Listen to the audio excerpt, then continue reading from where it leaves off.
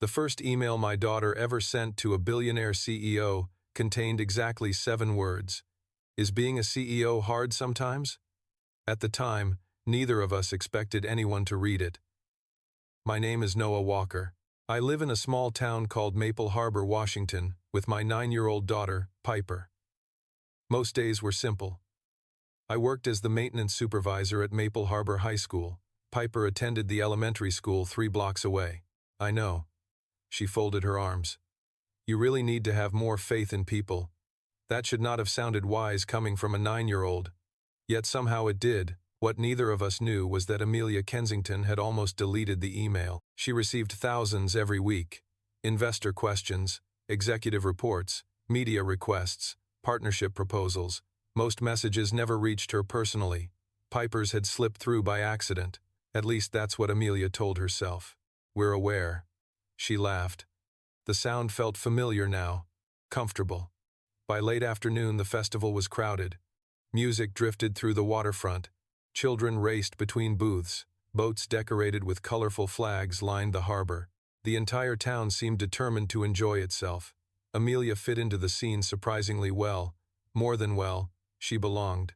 At one point, I watched her helping children paint wooden sailboats. 20 minutes later, she was judging a pie contest. Half an hour after that, she was listening to a retired fisherman tell stories she'd almost certainly already heard twice. Somehow she treated every conversation like it mattered. Every person like they mattered. That was the thing people rarely understood about Amelia. The magazines talked about her success. The news talked about her company. None of them talked about her kindness. As evening approached, Piper disappeared. Normally that would have concerned me. Unfortunately, by now we were used to it. Whenever my daughter vanished, she was usually planning something. The only question was how much trouble it would cause. The answer arrived 20 minutes later. Found them. Amelia immediately looked worried. Found what? Piper grinned. You too. I sighed. Amelia laughed. Should we be concerned? Probably. My daughter pointed toward a small stage near the waterfront. Dance contest starts in 5 minutes. My soul left my body. Amelia looked at me. Dance contest? Run. Good plan.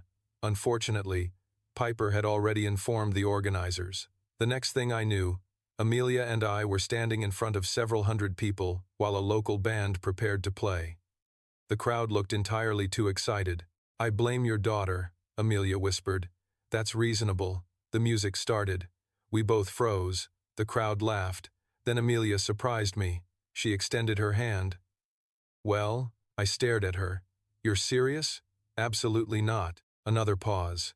But we're already here. Somehow that made sense. A few seconds later we were dancing. Badly. Very badly.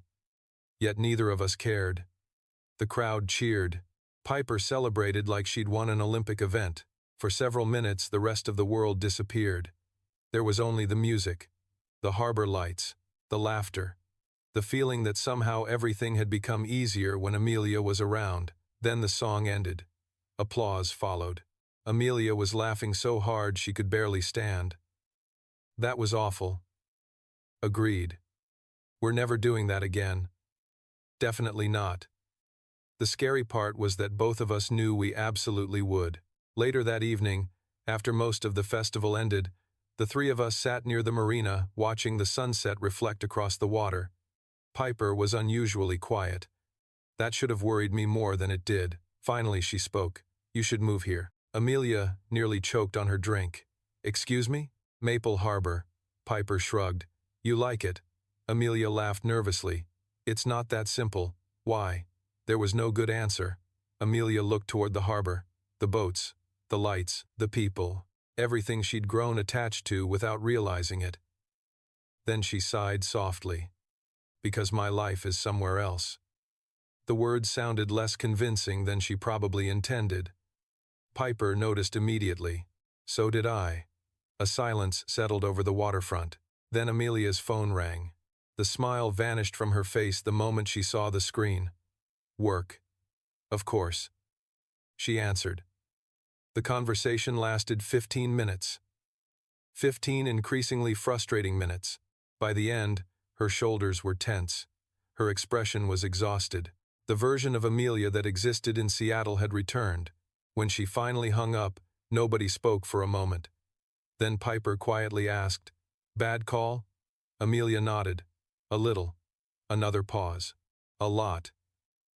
The honesty surprised all of us. Amelia stared out across the harbor. "Sometimes I feel like I'm living two different lives." My heart tightened, because I knew exactly which life she preferred.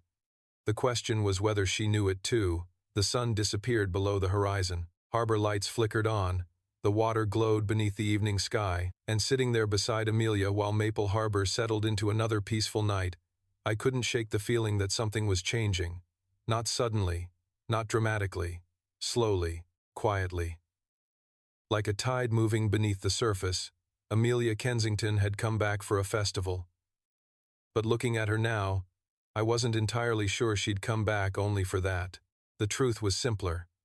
After 12 straight hours of meetings, she had opened the email because the subject line made her smile. Then she read 7 words from a little girl in Washington. "Is being a CEO hard sometimes?" Nobody had asked her something that honest in years, and for reasons she couldn't explain, she found herself replying. She expected that to be the end of it. She was wrong, because 3 days later another email arrived, and that email would change everything. Looking at Amelia sitting beside me beneath the harbor lights, I wasn't entirely sure she'd come back only for the festival. The problem was that life rarely gives people unlimited time to figure things out. Monday morning arrived with rain, deadlines, and reality. Amelia flew back to Seattle before sunrise. Piper took the news about as well as expected, which meant she spent breakfast staring dramatically out the window like a character in an old movie. "She's gone. She'll be back." You don't know that. The scary thing was that she had a point. I watched her push cereal around her bowl. "You okay?" Piper sighed heavily. "No." "Fair." Another pause. "You miss her. A lot." I couldn't argue with that because I missed her too, more than I wanted to admit. The next few weeks became a strange balancing act. Amelia's company was preparing for a major product launch. My work became busier as spring projects started around the school district. Piper had soccer practice, school events, and approximately 17 new plans for improving everyone's life. Yet somehow Amelia remained woven into all of it. Phone calls continued. Text messages multiplied. Video chats became routine. Some evenings she talked mostly with Piper. Other nights, she ended up talking to me long after my daughter had gone to bed. The distance should have made things harder. Instead, it somehow made everything clearer. One Thursday evening, Amelia called while I was sitting on the back porch, watching rain move across the harbor. "I had dinner with investors tonight." "Sounds exciting." One of them spent 20 minutes explaining cryptocurrency. I laughed. "My condolences." Amelia groaned. "At one point I considered jumping through a window. That's probably bad for shareholder confidence." "Very." Her laughter drifted through the phone. Then a comfortable silence settled between us. We seemed to have more of those lately. Silences that didn't need filling. Silences that felt natural.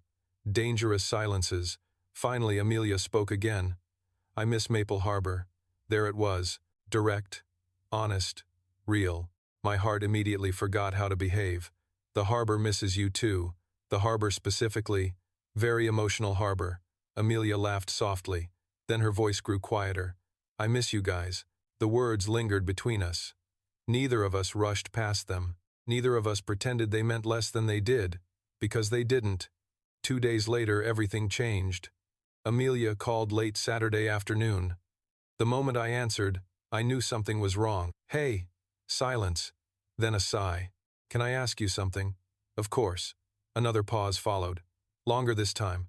"Have you ever built your entire life around something and then realized you don't want it anymore?" The question hit harder than anything she'd asked before. "What's going on?" Amelia laughed softly. Not because anything was funny. Because she was exhausted. "I spent 14 years building Kensington Technologies." Her voice sounded tired. 14 years chasing growth and expansion and success. Another pause. "Now, every time someone asks me where I want to be 5 years from now, I think about Maple Harbor." I closed my eyes. The rain outside had stopped. The harbor beyond the porch was quiet. Amelia, I know. She laughed again. Trust me. I know how ridiculous this sounds. It didn't sound ridiculous, not even a little, because the truth was obvious. She was happier there. Everyone could see it, especially me. Then she said something that took my breath away. The happiest day I've had in years wasn't closing a business deal. Silence. It wasn't launching a company. Another pause. It was eating ice cream in 40-degree weather with you and Piper. Neither of us spoke. We didn't need to. The truth had already arrived. It was sitting there between us. Then Amelia sighed. I have a board meeting Monday. Okay. They're expecting me to approve an expansion plan. And? Her answer came almost immediately. I don't think I want to. My heart skipped. That's a big decision. I know. Another pause. Everything feels different now. The conversation lasted nearly another hour. When it finally ended, I remained on the porch staring across the water, because deep down, I knew what was happening. Amelia wasn't just questioning her career, she was questioning her future. And for the first time, that future no longer seemed to belong entirely to Seattle. The following Monday evening, my phone rang again. Amelia. I answered immediately. How'd the meeting go? Silence greeted me first, then laughter, nervous laughter, happy laughter, the kind that appears right before someone changes their life. Amelia? Another laugh. Then finally she spoke. 3 days later, another email arrived. And that email would change everything. Piper came flying through the front door after school like she'd just won the lottery. Dad! I looked up from the kitchen table. What now? She wrote back again. My daughter practically threw her backpack across the room before opening the laptop. Seconds later, she spun it around. There was another email from Amelia Kensington. This time it was longer. Much longer. I think I just shocked an entire board of directors. Suddenly, I was sitting upright. What did you do? There was a pause, just long enough to make my heart race. Then Amelia smiled through the phone. I could hear it in her voice. Noah. Another pause. I told them I'm opening a permanent office in Maple Harbor. Silence exploded inside my brain, because in that moment, I realized something. Amelia Kensington wasn't planning another visit anymore. She was planning a future. And for the first time, that future included staying. For the first time, Amelia Kensington wasn't planning another visit anymore. She was planning a future. The realization hit me so hard I nearly dropped my phone. You did what? Amelia laughed again.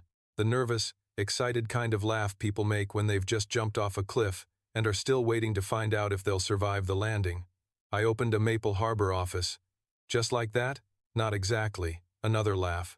There were several lawyers involved. I leaned back in my chair, staring out at the harbor. Sunset reflected across the water. Fishing boats drifted toward the marina. Everything looked perfectly normal.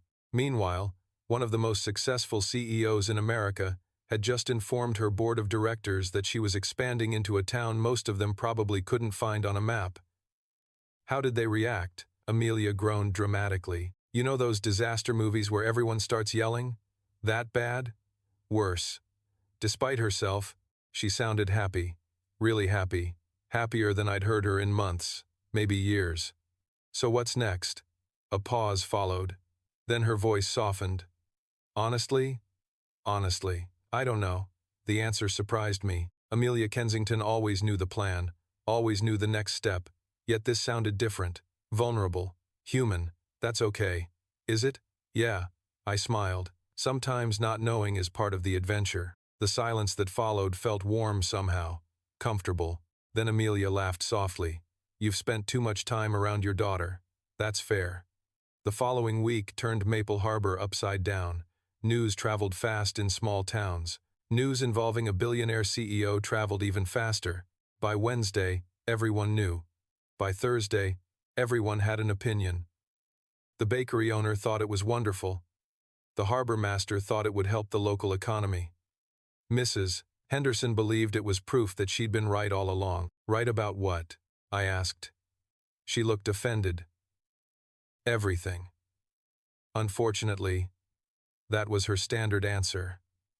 Meanwhile, Amelia became busier than ever. She traveled constantly between Seattle and Maple Harbor. Office space had to be renovated. Staff had to be hired. Meetings had to be scheduled. Yet despite the chaos, something had changed. She sounded lighter, less trapped, more alive. One evening she called while standing inside the future office building. "You should see this place." "Good?" "Terrible." I laughed. "That's encouraging. Half the walls need replacing." Another pause. "The roof leaks." "Anything else?" Mrs. Henderson showed up and started giving construction advice. I nearly choked. "I'm so sorry." Amelia laughed so hard she had to stop talking.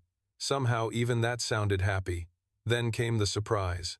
2 weeks later, Piper arrived home from school carrying an envelope. "Mail. Congratulations. It's for you." I took the envelope and immediately recognized the handwriting. Amelia. Inside was a folded invitation. Elegant, simple, professional. Yet the message itself was surprisingly personal. Grand opening. Kensington Harbor office. Special guests required. Attendance mandatory. Signed, Amelia Kensington. At the bottom someone had added another line in blue ink. "Especially you two."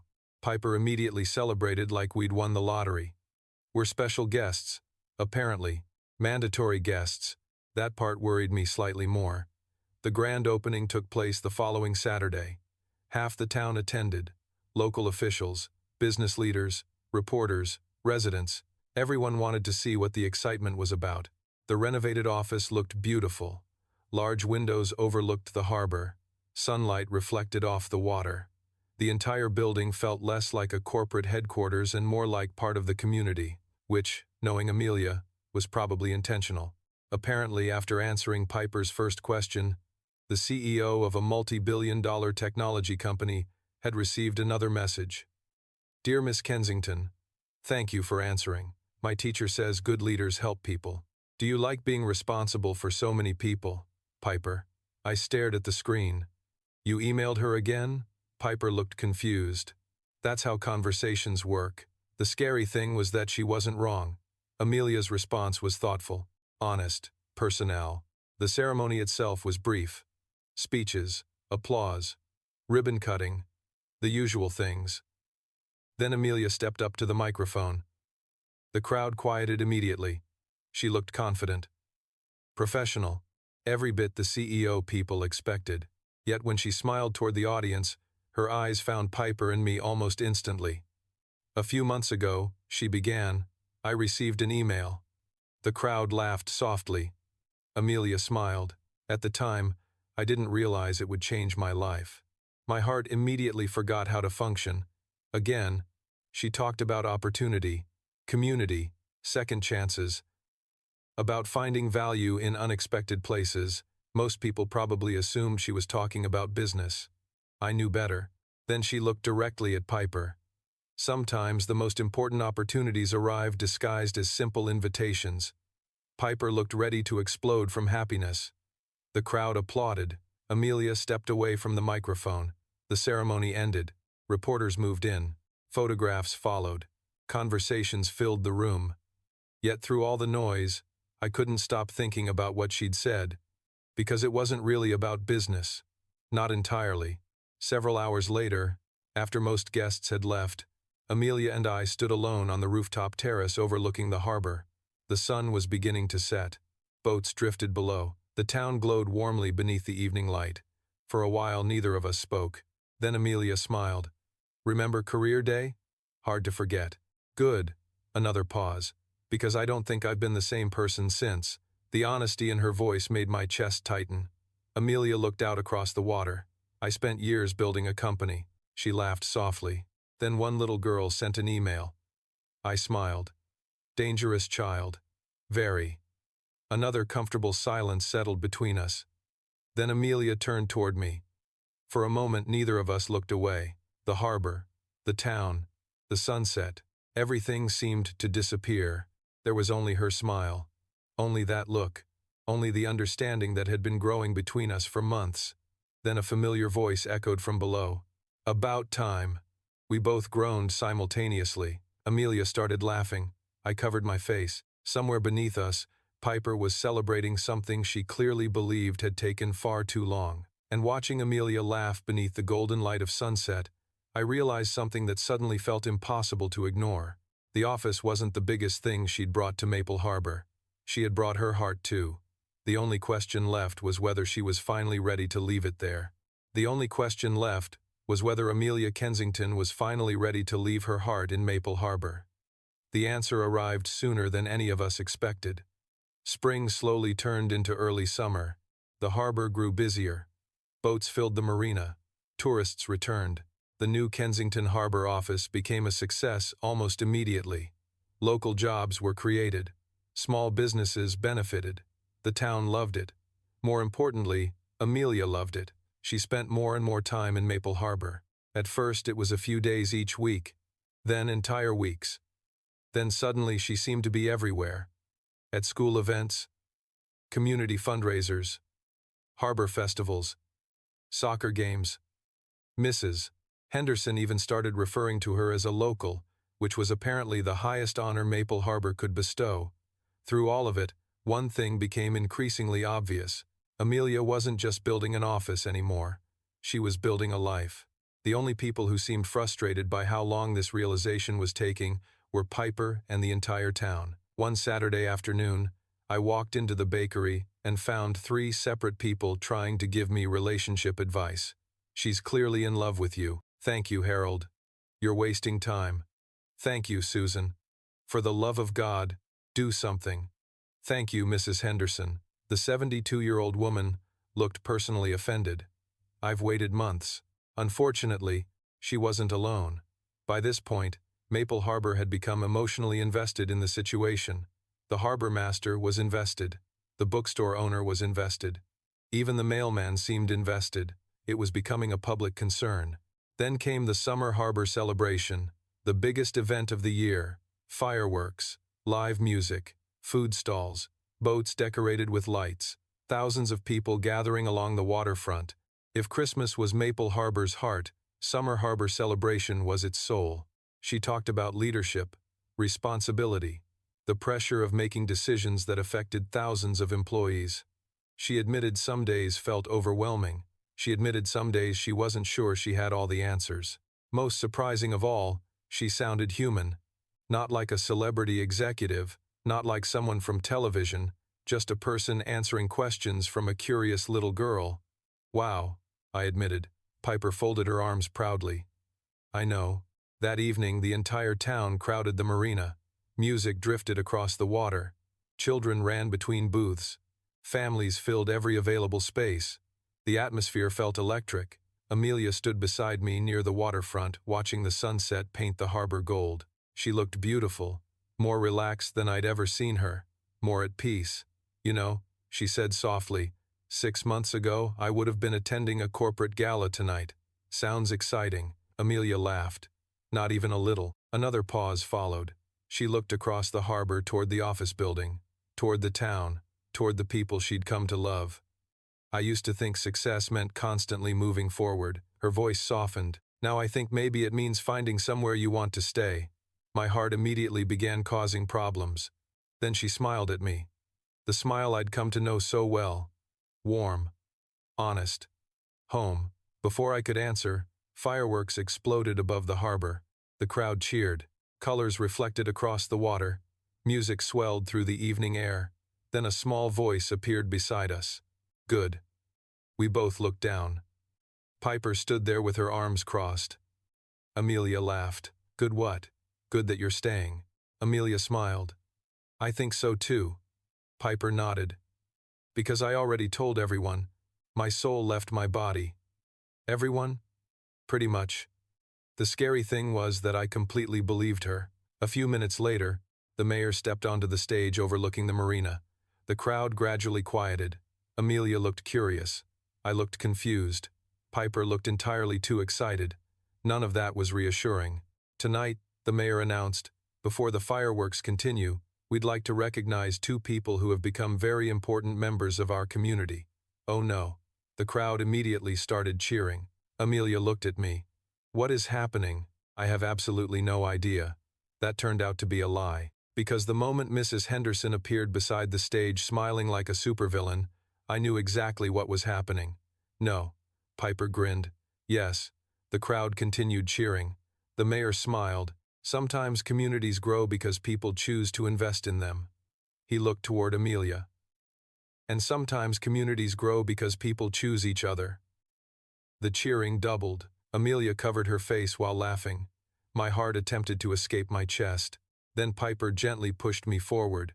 Go, Piper, go. Amelia was still laughing. The entire harbor was watching. The entire town was smiling. The moment had somehow arrived whether I was ready or not. So I took a deep breath and stepped closer to Amelia. The fireworks illuminated the harbor behind her. The lights reflected in her eyes. For one brief second, everything else disappeared. The crowd, the music, the noise. There was only her, only us, Amelia Kensington, I said softly. Her smile immediately became emotional. You missed a flight. She laughed through forming tears. I did. You came to Career Day. I did. You completely changed our lives. Another tear escaped. Amelia shook her head. You changed mine. The harbor fell silent. Then I reached into my pocket. The crowd immediately lost its mind. Somewhere behind us, Piper screamed loud enough to frighten several seagulls. Amelia covered her mouth. Tears filled her eyes completely now. Noah, I smiled. You turned a simple email into a friendship. Another pause. A friendship into a family. Another. And a place on the map into a home. The ring caught the glow of the harbor lights. Will you marry me? For one perfect moment, Amelia simply stared. Then she laughed through her tears. The happiest sound I'd ever heard. Yes, another laugh. Another tear. Obviously yes. The harbor exploded. Fireworks filled the sky. Music returned. People cheered. Mrs. Henderson celebrated like she'd personally arranged the entire thing.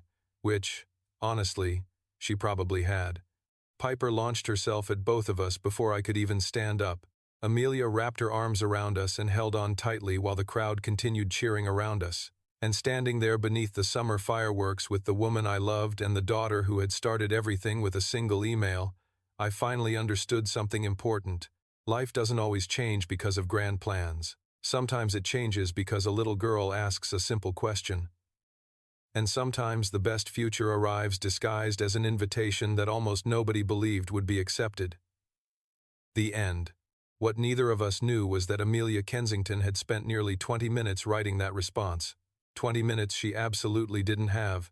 20 minutes she should have spent reviewing quarterly reports. Yet somehow the email from a 9-year-old in Washington had become the most pleasant part of her day. Over the following weeks, the emails continued. Not every day, not even every week, just enough to become a routine. Piper asked questions nobody else seemed interested in asking. What's your favorite thing about your job? Were you scared the first time you became CEO? Do rich people get nervous? Have you ever made a really embarrassing mistake? Every time, Amelia answered, sometimes briefly. Sometimes with stories. Sometimes with honesty, so unexpected that even I found myself reading the messages twice. Then one evening, Piper asked a question that changed everything. We were sitting at the kitchen table working on her Career Day project. Construction paper covered every available surface. Markers, notes, magazine clippings. The entire room looked like a craft store explosion. Dad? Yeah? Career Day is next month. I immediately became suspicious. Okay, people are supposed to invite someone from the career they're studying. There it was, the setup, the dangerous setup. Piper. What? No. I didn't even ask anything. You were about to. She smiled. That smile should honestly come with warning labels. Maybe. Unfortunately, I already knew where this conversation was heading. The next morning she sent another email. Dear Miss Kensington, my school is having Career Day next month. Would you come visit my class? The moment I read it, I laughed. Not because it was rude, because it was impossible. Amelia Kensington ran one of the largest technology companies in America. Her schedule was probably booked 6 months in advance. There was absolutely no chance she would fly across the country to speak to a 4th-grade classroom in Maple Harbor. Even Piper seemed to understand that. A little. She probably can't come, probably not. She's busy, very. Piper nodded thoughtfully. Still worth asking. Once again, I couldn't argue with that logic. 3 days passed, no response, then 4, then 5. Eventually, even Piper stopped checking her inbox every hour. Life moved on. School continued. Work continued. We lived in a small white house near the waterfront where the paint always needed touching up and the porch always needed fixing. Life wasn't glamorous, but it was ours. And honestly, we liked it that way. Piper, however, had a habit of making life more interesting than necessary. It started on a rainy Tuesday afternoon when I picked her up from school. She climbed into my truck holding a worksheet.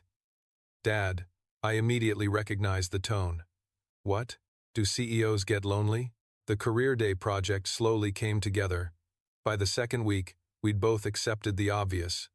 Amelia wasn't coming. Then Friday evening happened. I was fixing a broken cabinet hinge when Piper suddenly screamed from the living room. The sound nearly caused me to put a screwdriver through my hand. "Dad." I rushed into the room. "What happened?" She pointed at the laptop screen. For a moment I couldn't speak. The email sat open, fresh. Unread until seconds earlier.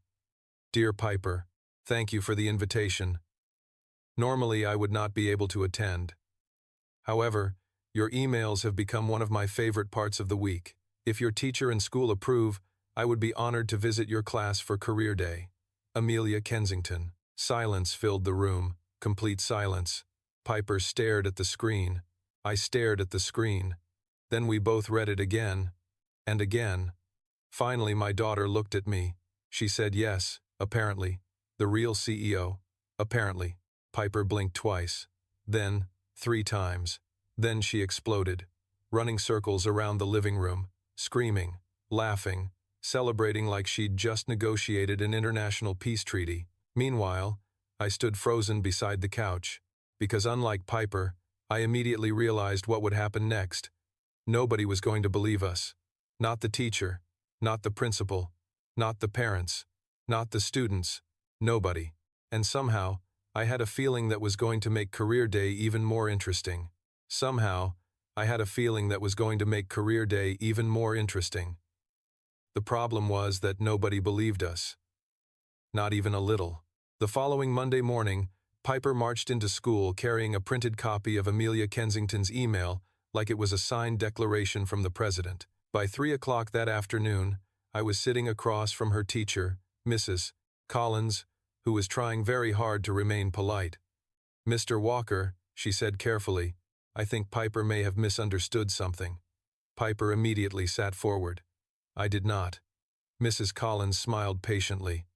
"Sweetheart, major CEOs usually send representatives. She said she's coming. Sometimes assistants answer emails." Piper slid the printed message across the desk. She signed it. Mrs. Collins looked at the email again, then at me, then back at Piper. Well, the truth was that I couldn't really blame her. If someone had told me 2 weeks ago that one of the most powerful executives in America planned to visit a small elementary school in Maple Harbor, I would have laughed too. Yet, there it was, a direct email, a confirmed date, an actual promise. The principal reacted almost exactly the same way. By the end of the week, the entire school had heard about Piper's mysterious CEO guest. Most students assumed she was making it up. Some thought it was a misunderstanding. A few were convinced a local business owner would show up instead. Even Piper's best friend, Lily, looked skeptical. "A real CEO?" Piper nodded. "Yep." "A famous one?" "Yep." "The one from television?" "Yep." Lily stared for several seconds. "You're lying." Piper looked deeply offended. "I am not." Unfortunately, every time she told the story, it sounded less believable. Meanwhile, hundreds of miles away in Seattle, Amelia Kensington was beginning to wonder if she'd lost her mind. Her executive assistant certainly thought so. "You're doing what?" Madison asked. Amelia looked up from her desk. "Career Day. At an elementary school." "Yes." Madison blinked. "In a small town you've never visited." "Correct. Because a 9-year-old emailed you." Amelia smiled despite herself. "More or less." Madison stared at her boss for several long seconds. "Nobody is going to believe this." The scary thing was that she was right. Amelia herself wasn't entirely sure why she was doing it. At first, Piper's emails had simply been refreshing, honest, funny, unfiltered. Then somehow they became something she looked forward to. In a world filled with quarterly reports, investor expectations, and corporate politics, a child asking whether CEOs got nervous before important meetings felt strangely important, more important than it should have.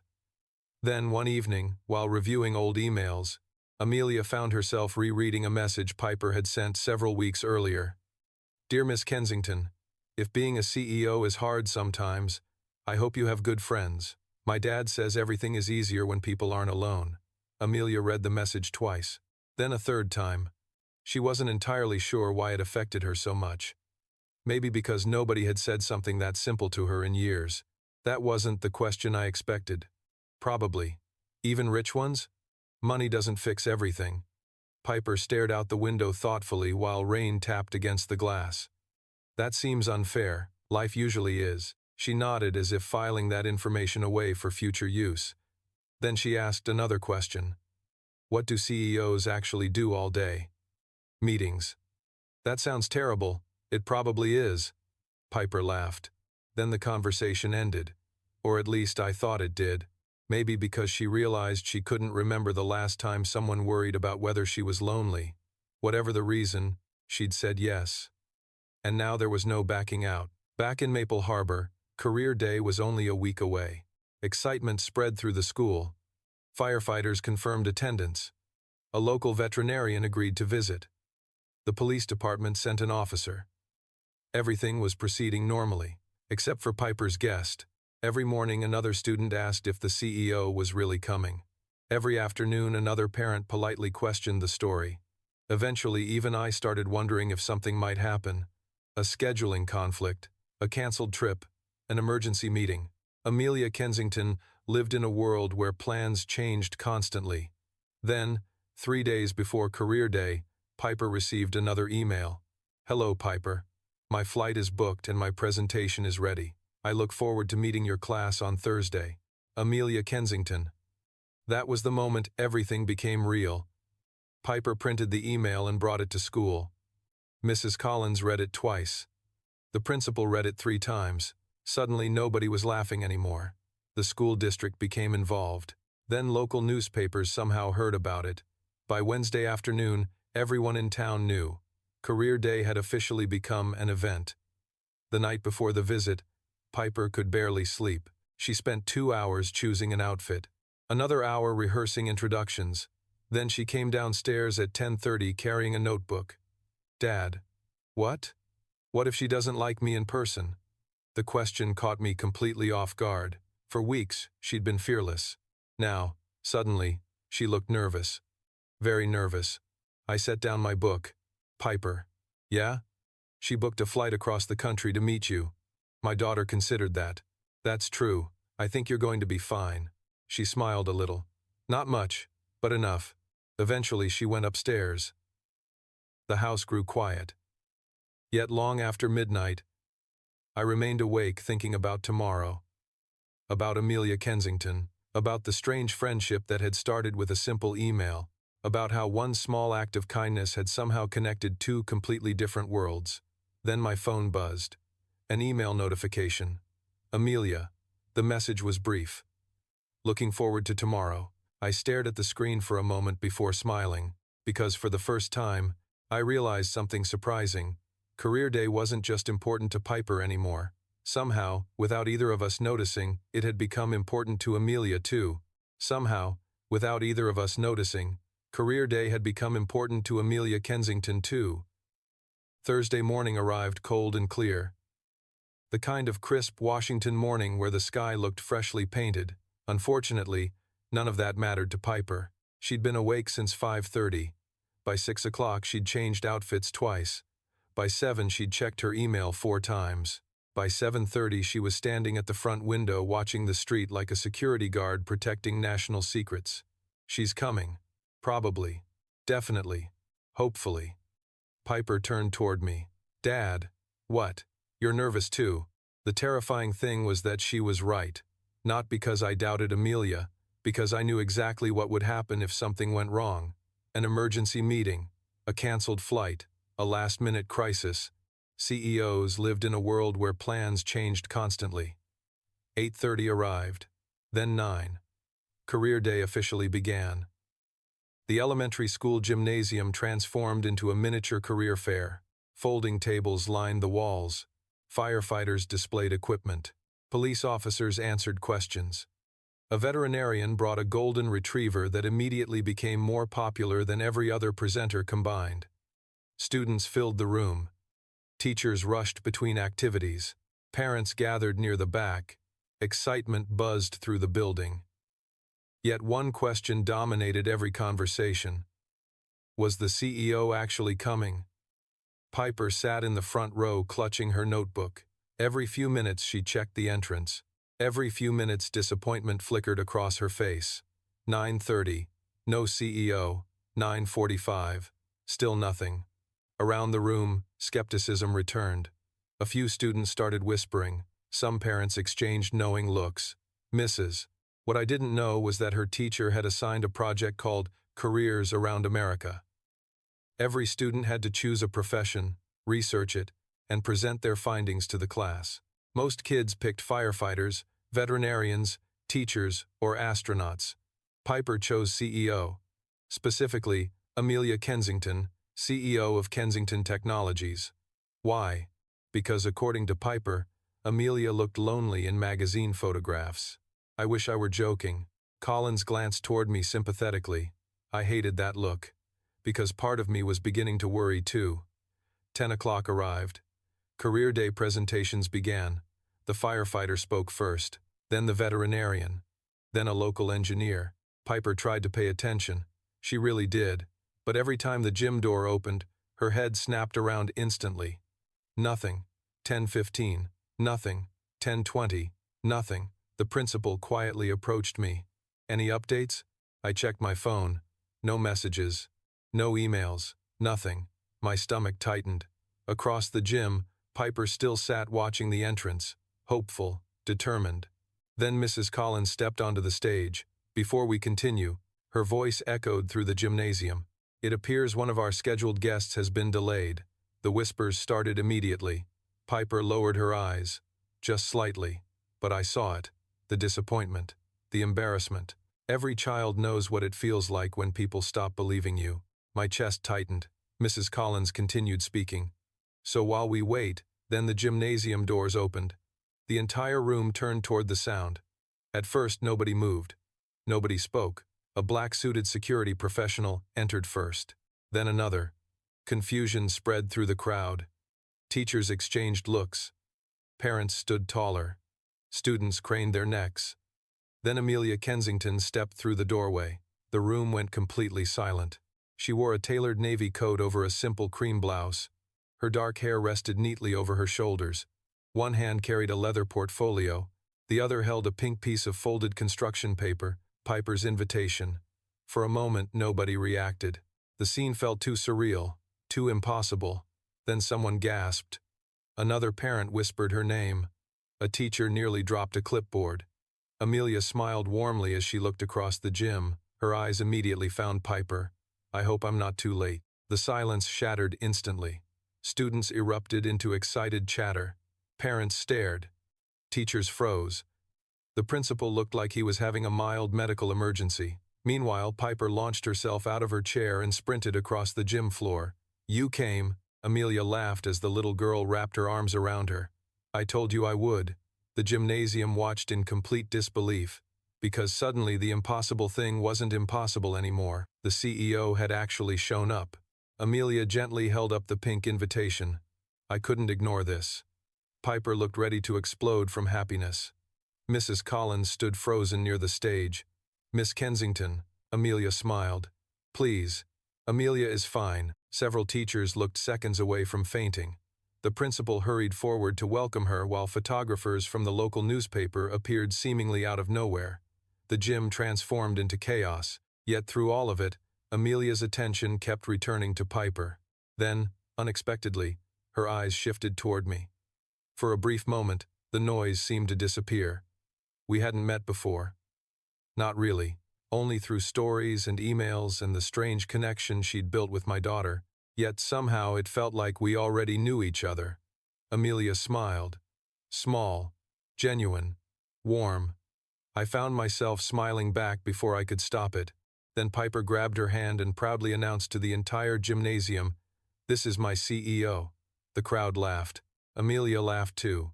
But standing there beneath the fluorescent lights of an elementary school gym, while one of the most powerful women in America let a 9-year-old drag her toward the stage, I realized something. Amelia Kensington hadn't flown across the country because of Career Day. She hadn't come because of publicity. And she definitely hadn't come because she had free time. She came because somewhere between those emails and that pink invitation, Piper Walker had become important to her. And I had a feeling, that was only the beginning of the story. I had a feeling that was only the beginning of the story. The rest of Career Day passed in a blur. Amelia Kensington somehow managed to hold the attention of 200 elementary school students for nearly an hour, which honestly might have been more impressive than running a billion-dollar company. She didn't talk about stock prices. She didn't talk about corporate strategy. She didn't even talk much about money. Instead, she talked about solving problems, helping people, making mistakes. 2 days later, I came home from work and found my daughter sitting at the kitchen table typing furiously on my laptop. "What are you doing?" She looked up. "Homework." That should have reassured me. It didn't. "What kind of homework?" "Research." I walked over and immediately froze. The screen displayed the contact page for Kensington Technologies. "Piper." "What? Why are you emailing a Fortune 500 CEO? She shrugged. "Research." That answer somehow made things worse. And learning from failure. The children loved her. The teachers loved her. Even the parents seemed fascinated. Most surprising of all, Amelia appeared to be enjoying herself. Really enjoying herself. At one point, a fourth grader asked how much money she made. The entire gymnasium froze. Amelia laughed so hard she nearly spilled her water. Another student wanted to know if billionaires ate cereal. A third asked whether CEOs were allowed to take naps. Somehow she answered every question with patience and humor. By the end of the presentation, the room felt less like a school event and more like a conversation. Then came the moment that made local headlines. During the question and answer session, Piper raised her hand. Amelia immediately smiled. "Yes, Piper," my daughter stood proudly. "What's the hardest part about being a CEO?" The gym grew quiet. Amelia considered the question for a moment. Then her expression softened. "Honestly?" Piper nodded. "Honestly." Amelia looked around the room. "The hardest part isn't making decisions." Another pause. "It isn't the pressure either." She smiled slightly. "It's remembering that success doesn't mean much if you don't have people to share it with." The answer landed differently than the others. Adults noticed. Teachers noticed. I noticed. For a brief second, Amelia looked less like a famous executive and more like someone speaking from personal experience. Then the moment passed. The children moved on to other questions.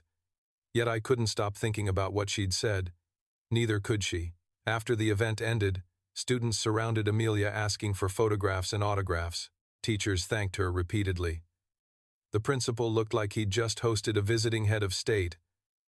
Through all the chaos, Piper remained attached to Amelia's side. Eventually, my daughter pulled her toward me. "Dad." "Yeah? You two haven't officially met yet." Amelia laughed. "I suppose we haven't." Up close, she looked different than I expected. Less intimidating, more approachable. Her smile reached her eyes. Her confidence felt natural rather than calculated. Most surprising of all, she seemed genuinely happy. "It's nice to finally meet you," she said. Likewise. We shook hands. The contact lasted only a second, yet something about it felt strangely significant. Amelia glanced toward Piper. "You weren't exaggerating." "About what?" "She's exactly the same in person." I laughed. "My condolences. I like her." Piper beamed, like she'd just received a Nobel Prize. The three of us ended up talking longer than expected. What started as a simple introduction somehow became a 30-minute conversation. Then 45. Then an hour. The crowd slowly disappeared around us. Teachers went home. Students left with their parents. Yet somehow we were still standing in the school gym talking. Amelia asked questions about Maple Harbor, about the school, about my work, about life in a small town. In return, Piper asked approximately 600 additional questions about being a CEO. Eventually, Amelia checked her watch and sighed. I should probably head back. The statement immediately changed the atmosphere. Piper's smile faded slightly. Mine probably did too. Amelia noticed both. Hey. She knelt beside Piper. This isn't goodbye forever. It isn't? No. Amelia smiled warmly. Friends are allowed to stay in touch. Piper looked relieved, then suspicious. Promise? Amelia extended her hand. Promise. My daughter shook it solemnly as if negotiating an international treaty. Then Amelia stood and gathered her things. Security personnel appeared nearby. The SUV was waiting outside. Reality was returning. Yet before she left, Amelia surprised all of us. She looked toward me. I'm staying in town tonight. You are? She nodded. The board meeting I postponed isn't until tomorrow. Another pause. I was thinking about seeing more of Maple Harbor. Piper immediately gasped. That should have worried everyone. Dad can show you around. I closed my eyes. Amelia started laughing. Can he? Absolutely. My daughter nodded confidently. He's very good at tours. The scary thing was that she wasn't giving either of us a choice. Amelia looked at me.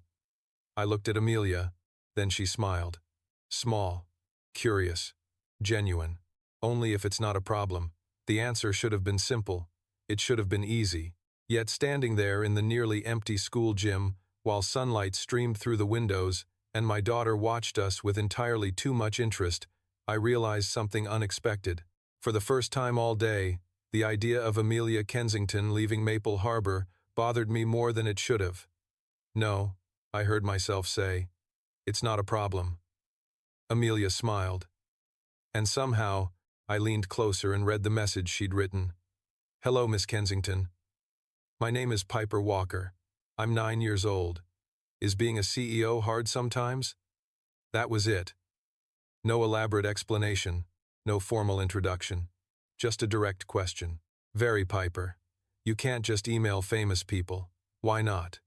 The scary thing was that she genuinely wanted an answer, because they don't answer. Piper thought about that. How do you know? Unfortunately, I didn't. Without either of us realizing it, Career Day had just turned into something else entirely. Somehow, without either of us realizing it, Career Day had just turned into something else entirely. The problem was that neither Amelia nor I seemed prepared for that realization. Piper, unfortunately, was more than prepared. She had apparently been preparing for it from the beginning. 30 minutes after leaving the school, the three of us were walking along Maple Harbor's waterfront, while my daughter acted like a tour guide who had consumed far too much sugar. That's the bakery, she pointed dramatically. Best cinnamon rolls in town. Then another building. That's the bookstore. Another. That's where Mrs. Henderson got banned from the annual pie contest. Amelia laughed. How do you get banned from a pie contest? Cheating. Piper nodded seriously. Twice. The scary thing was that it was true. Amelia seemed fascinated by everything.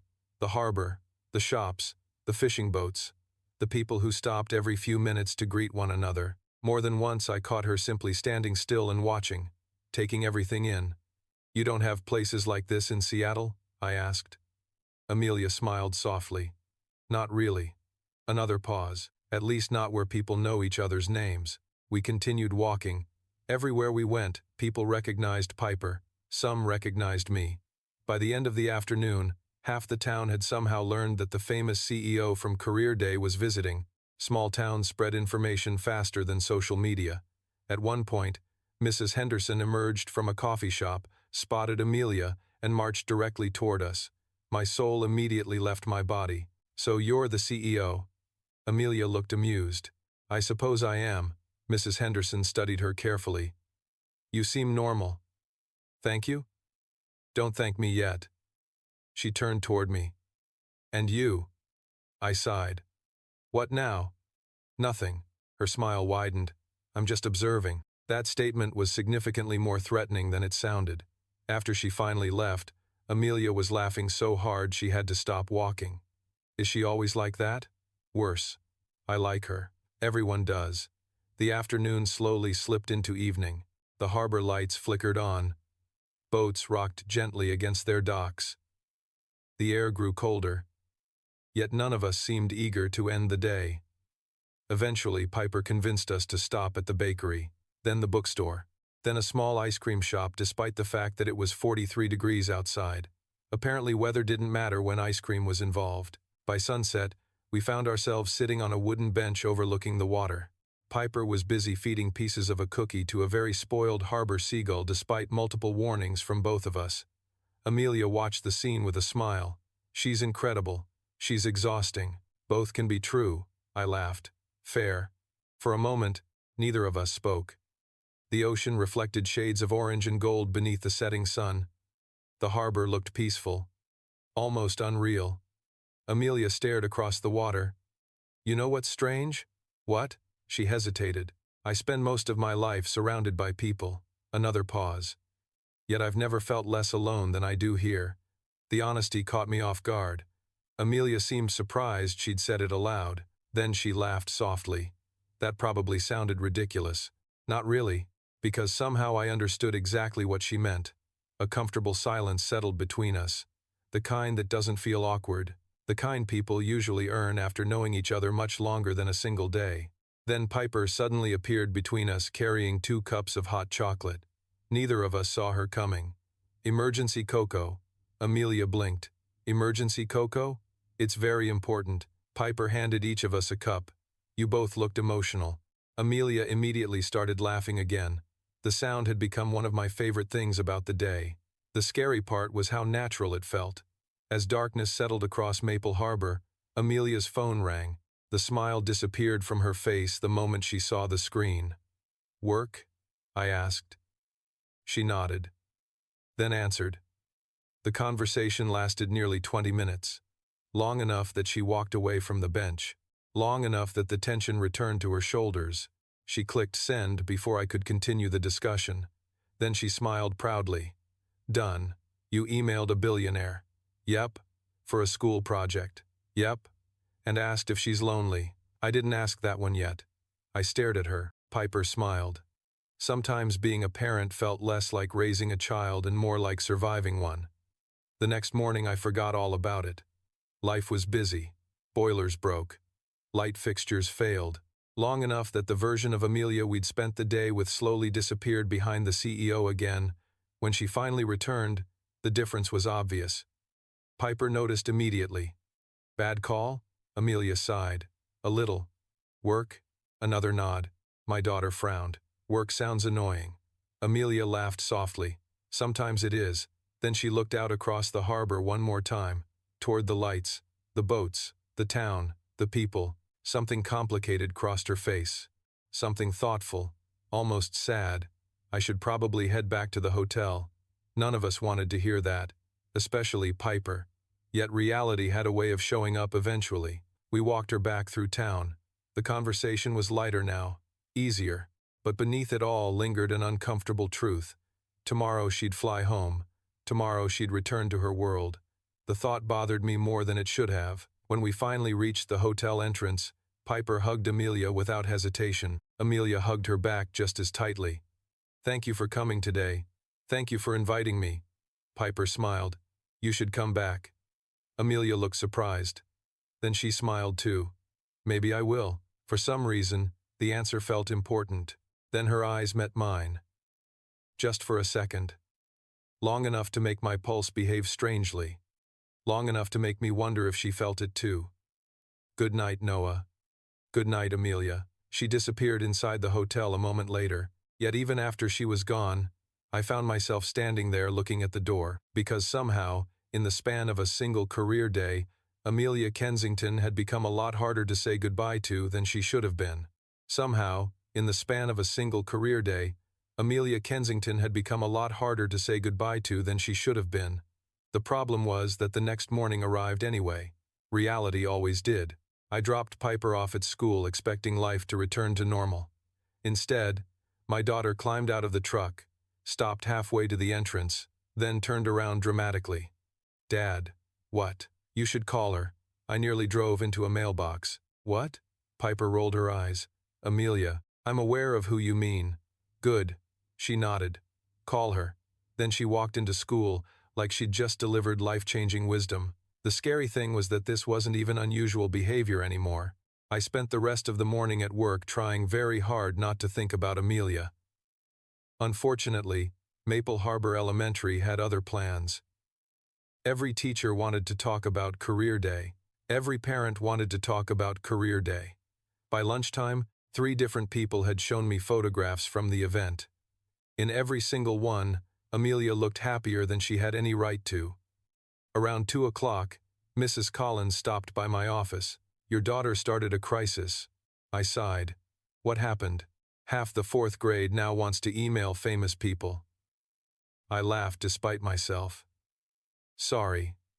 Don't apologize. She smiled. Yesterday was the best career day we've ever had. Then her expression softened. That woman really cared. The comment stayed with me long after she left, because she was right. Amelia hadn't treated the visit like a publicity appearance. She hadn't rushed through it. She hadn't acted important. She'd listened. She'd stayed. She'd connected. Most executives would have spoken for 20 minutes and left. Amelia spent almost an entire day with a group of children she'd never met. The more I thought about it, the less sense it made. Meanwhile, across the state, Amelia sat inside a conference room wishing she was anywhere else. The board meeting had started at 9. It was now nearly 3. Financial projections covered multiple screens. Executives debated product launches. Investors demanded updates. Everything was exactly the way it had always been. Yet Amelia couldn't focus. Not completely. Every time the discussion slowed, her mind drifted back to Maple Harbor, to Piper, to a maintenance supervisor with a quiet smile who somehow made conversations feel easy. Amelia? She blinked. The entire boardroom was looking at her. Sorry. One executive frowned. You seem distracted. If only they knew. The meeting finally ended after 6 exhausting hours. Most people would have felt relieved. Amelia felt disappointed. Which made absolutely no sense. Back in Maple Harbor, I was making dinner when my phone buzzed. An unfamiliar number appeared on the screen. Students somehow managed to damage things that should have been physically impossible to damage. By the end of the day, the email had completely left my mind. Piper hadn't forgotten. 3 days later, she burst through the front door screaming, "Dad!" I nearly dropped a toolbox. What happened? She answered. My brain took a second to catch up. Who? The CEO. Suddenly, my daughter was shoving a laptop directly into my face. There, sitting in the inbox. Normally, I ignored unknown callers. For some reason, I answered. Hello? A familiar voice immediately replied. Apparently, I owe you an apology. I froze. Amelia? Hi. My heart immediately forgot how to function properly. What are you apologizing for? She laughed softly. For letting your daughter run my life. The sound of her laughter somehow made the kitchen feel smaller. That ship sailed weeks ago. Fair. A comfortable silence followed, the kind that shouldn't have existed between 2 people who barely knew each other. Yet there it was. How was the meeting? I asked. Amelia groaned dramatically. Awful. That bad? One executive spent 20 minutes discussing fonts. I nearly laughed. Fonts? 20 full minutes. Another pause. Yesterday I was answering questions about cereal from 4th graders. Which conversation was better? Amelia didn't hesitate, not even close. I found myself smiling. Then we talked. About everything. About nothing. About Maple Harbor. About Seattle. About school. About work. About how Piper had apparently become convinced she was an expert on adult relationships despite being 9 years old. 40 minutes disappeared without either of us noticing. Eventually, Amelia sighed. I should probably let you go. Probably. Neither of us sounded particularly convinced. Another silence followed. Then Amelia surprised me. Can I tell you something? Sure. Her voice softened slightly. Yesterday was the best day I've had in a very long time. The honesty hit me unexpectedly hard. Before I could respond, she continued, I forgot what it felt like to spend time with people who wanted nothing from me. The words lingered between us. Honest, vulnerable, real. Finally, I smiled. Piper wanted something. Amelia laughed. True. She wanted a CEO for Career Day. And somehow she got one. The conversation ended a few minutes later. Yet after hanging up, I found myself standing alone in the kitchen staring at my phone. Because the truth was becoming impossible to ignore. Amelia Kensington wasn't just important to Piper anymore. Somewhere between those emails, that school gymnasium, and that walk through Maple Harbor, she'd become important to me too. The realization should have worried me. Instead, it made me smile. Upstairs, the front door suddenly slammed open. Seconds later, Piper appeared. Did you call her? I stared at my daughter. How do you know these things? She grinned. I don't. Another pause. So did you? The terrifying part was that she already knew the answer, and judging by the look on her face, she was entirely too happy about it. Judging by the look on Piper's face, she was entirely too happy about it. The problem was that she only became that confident when she believed she understood something everyone else had missed. Historically, that was dangerous. You're smiling again, she announced during dinner. People do that. Not like that. I immediately regretted engaging. Piper pointed her fork at me. That's the Amelia smile. I closed my eyes. Across America, somewhere in a secret handbook for parents, there should have been instructions for moments like this. Unfortunately, I never received a copy. The next several weeks settled into an unexpected routine. Amelia called. Not every day, but often enough that her name appearing on my phone stopped feeling unusual. Sometimes she talked to Piper, sometimes she talked to me. Sometimes conversations that were supposed to last 5 minutes somehow stretched into an hour. The strange part was how easy it felt. Amelia lived in a world completely different from mine. Private jets, executive meetings, technology conferences. Yet somehow we never ran out of things to discuss. One evening she called while I was repairing a broken fence in the backyard. What are you doing? She asked. Trying not to lose a fight against a piece of wood. Amelia laughed. Who's winning?